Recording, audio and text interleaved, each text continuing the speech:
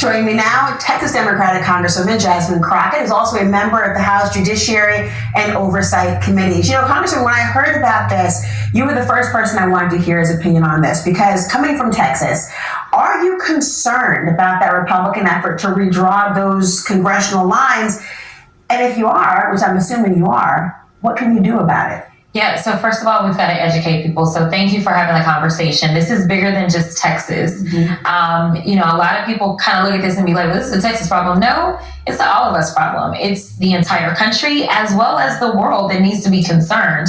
Because first of all, when we think about the fact that this administration has talked a lot about a third term, whoever controls the House is going to be the person who has to certify the election. So these guys don't play by any rules. They break everything.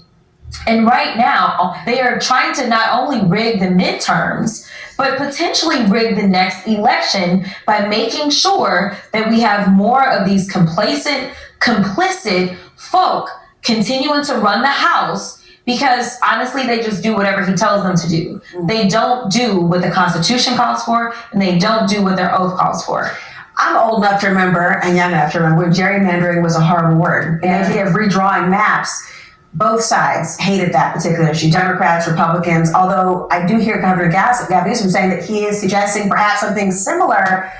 Should he? Absolutely. So it'll truly be tit for tat. Will that be respected? You've got to meet the moment. You've got to meet the moment. And the reality is that we need to be in a fair position. Honestly, Donald Trump would not be causing the havoc that he's causing if it wasn't for North Carolina deciding that they were going to cheat as well. They ended up controlling the Supreme Court in North Carolina, and so they decided to redraw the lines. When they redrew the lines, they added 3 seats for Republicans. It is not reflective of the people in North Carolina. Right now, you have 10 Republicans and 4 Democrats when it comes to the congressional makeup.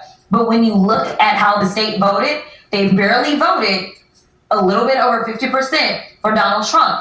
But every other statewide election, governor on down, they voted for the Democrats. So it's a 50-50 state. And the congressional delegation used to be 7-7, reflective of the people. And so what we have now, though, is the state of Texas, ever since the Shelby v. Holder case, they have decided, you know what, thank you, hallelujah, because they have always been found to be intentionally discriminatory. When we ended up adding 2 new seats in the state of Texas, somehow that was because there were 95% people of color that were added to the state. But when it came down to it, somehow they worked around every single person of color that they could find to create 2 new Anglo seats. Right now, what they are going to do is they are going to further dilute the voices of Black and brown people so that they can accomplish this sinister goal of making sure that they can squeeze out and cheat and get these seats. To remind people, of course, North Carolina is one of those states where a judge said with surgical precision they were using to try to gerrymander in this way. And of course, Shelby v. Holder rolling back the Voting Rights Act under Section 5, which continues to impact everyone even today. A big story right now that's happening, even aside from gerrymandering and redistricting, has been about what's going on with Jeffrey Epstein and the campaign promises that then candidate Trump was making about transparency. You were on the House Judiciary Committee. Democrats on that committee are calling for Trump administration officials to testify about how they've been handling this entire investigation. What would you ask them? Oh, I mean, there's a long list. But I can tell you that I serve as the ranking member of oversight as the subcommittee on judiciary. We just had a hearing today, and they decided to go after our nonprofit organizations. But what we did is we focused on what the American people want to hear about and what we should be doing, which is actual judicial oversight. And so we should be calling in Pam Bondi. We should put her under oath to testify in front of judiciary on the House side. About Epstein? About Epstein, absolutely. What do you want to know? Well, first of all, she said, I've got the files on my desk. Then the next thing you know, she said, well, wait a minute, there are no files. Which one is it? When were you lying? And why are you lying? What is the cover up? We know that your boss indicated that he was going to release the files. What is the holdup on releasing the files?